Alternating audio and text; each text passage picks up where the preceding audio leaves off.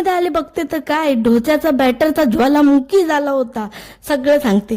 रात्री आहे ना मी पीठ भिजत घातलेलं, म्हटलं हा कुकर मोठा आहे ह्याच्या बाहेर येणार नाही, पण नाही हे बाहेर आलं. पण बरं मी रात्री ना ह्याच्या खाली प्लेट ठेवलेली, नाही तर सगळ्या जमिनीवर डोसा झाला असता माझा. आणि आईने बोलली असती काय हा सगळा रोंबाट.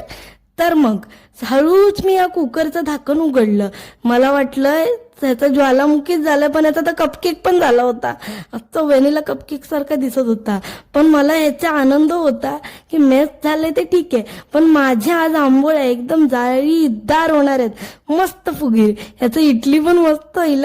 या सगळ्या विचाराने मी हळूच त्याच्यातलं बॅटर आहे ना अर्ध केलं, म्हणजे मिक्स करायला बरं पडेल, नाही तर सगळं बाहेर पडलं असतं.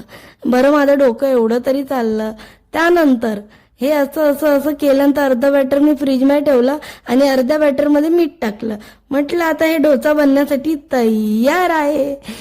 चला मग डोसे करूया. पण डोसे करण्याआधी ना मला तुम्हाला एक त्या दिवशी दिलेली अर्धवट माहिती पूर्ण करायची आहे. मी डिटॉक्स वॉटर तुम्हाला सांगितलेलं ना कसं बनवायचंय, पण ते ना गरम पाण्यासोबत घ्यायचंय, बोलायलाच विसरलेली. गरम पाण्यासोबत घ्या म्हणजे तुम्हाला एकदम छान वाटेल, तुमचा गळा पण खुलेल, पोटामधलं सकाळ फ्रेश होऊन जाईल एकदम. कळलं ना तुम्हाला. त्या छोटूचा कांदा घेतला आणि त्यामध्ये काटा घुसवला. हा आपला नॅचरल ऑइल ब्रश तयार झालेला आहे, म्हणजे तो प्लास्टिकचा ब्रश लावायची गरज नाही. ह्या ऑइल ब्रशचा फायदा काय माहितीये कांद्यावाला, त्याचा ना मस्त असा स्वाद सुद्धा येतो डोस्यावर आणि एक वेगळा सुगंध येतो, छान वाटतं.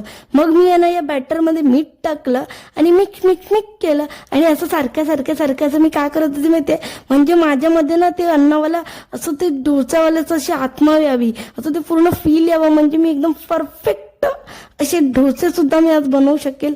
प्रयत्न होणार आहे माझा तो, पण आंबोळ्या तर 100% छान होणार, एवढा तर माझ्या पिठावर कॉन्फिडन्स होता मला.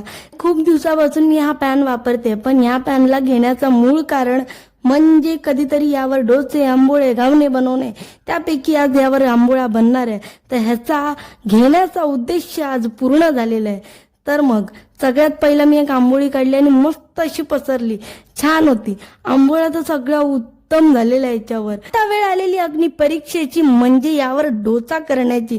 आंबोळ्या करण्याचा उद्देश होता, पण म्हटलं काहीतरी रिस्क तर घेतलाच पाहिजे, असं कसं नवीन प्रयोग व्हायलाच पाहिजे. मग काय डोसा बनवायला घेतला आणि तो झाला, पण फक्त मध्ये थोडा डगमगला, ठीक आहे. पण हा प्रयत्न चांगला होता, पुढे यापेक्षा चांगला प्रयत्न करेल, कारण डोसा लय नरम झालेला दाखवायच्या लायकीचा नव्हता, पण आंबोळ्या मस्त झालेल्या. अशी होती दिवसाची सुरुवात. याचा पुढचा भाग बघण्यासाठी चॅनलला नक्की सबस्क्राईब करा.